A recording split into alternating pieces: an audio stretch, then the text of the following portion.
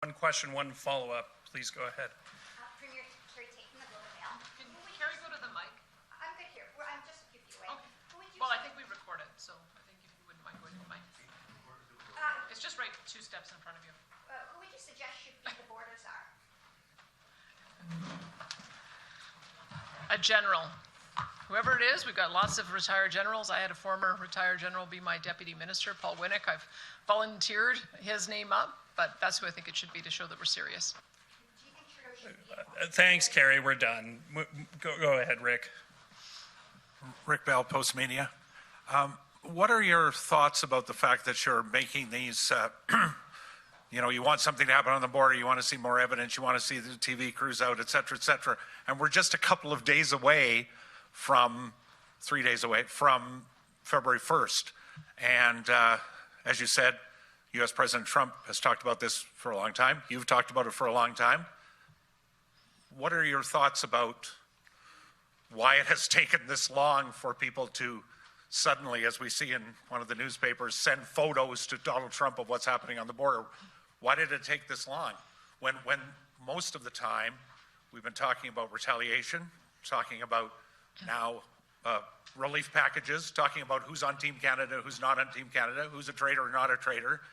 A lot of time was occupied with that, not as much on this. Now somebody in the States says this is the issue. What is your thoughts? Well, I've always said that this is the issue, and I've always said that we should be focused on doing everything we can to avoid tariffs, and that's how I've conducted myself in all of my public statements and in all of my interactions with the U.S. administration. And now we see a pathway. It's been confirmed that the person who's going to be making the decisions on tariffs said in his hearings today that we can avoid them if we demonstrate serious effort to make sure that we don't have bad guys coming into the border, across the border into the United States. So I have told my counterparts we should always take that seriously. We should always act. That's why I was the first to announce a robust border plan, $29 million, why we had already been we were able to deploy it so quickly because we had already been in the process of training. When we announced it, we'd already had 35 of those officers trained up in commercial vehicle inspection. And so we were able to move very quickly. Other provinces were too. I think you've seen in Manitoba that they deployed conservation officers. I think in Ontario and Quebec, they announced that they would have provincial officers. And I'm pleased that the federal government, they managed to commandeer some Black Hawk helicopters for the RCMP and have already started those patrols in Manitoba a couple of days ago and in Alberta today. So I think that there has been a sense of urgency. I think perhaps everybody's come to the realization that, especially what we've seen in the last week, is show me, don't tell me, and so now we're showing. Do you have a follow-up, Rick? Yes. Again, I watched a lot of news coverage today, hours, avalanche of news coverage. Most of it was, again, about what are going to be the retaliatory measures, number one. Number two, what is going to be the package of money that will go to people? In other words, a lot more coverage of post-February 1st, if it happens, rather than pre-February 1st, which is what you're talking about.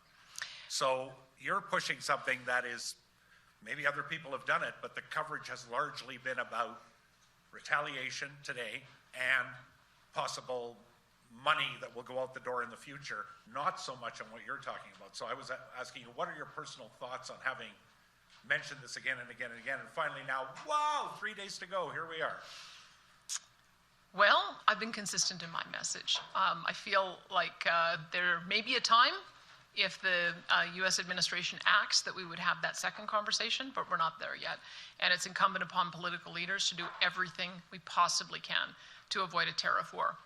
The Americans are 10 times our size. I think we have seen with the skirmish with Colombia that the president is serious when he says what he wants and he doesn't get it. He started with a 25% threat. It moved to a 50% tariff. And then when he got what he wanted, it turned to zero. So I think that that should be a bit of a guidepost to what it is that the president is looking for. If his senior trade person says, be serious about the border, let's be serious about the border. And then let's see if that manages to avoid tariffs. I don't want to talk about retaliation. I want to talk about making sure we don't have to have that discussion because we don't have tariffs at all. And I've been clear from the beginning that we must take President Trump's statements on border security seriously and to take action immediately, rather than focusing on inflaming the issue with rhetoric around retaliation.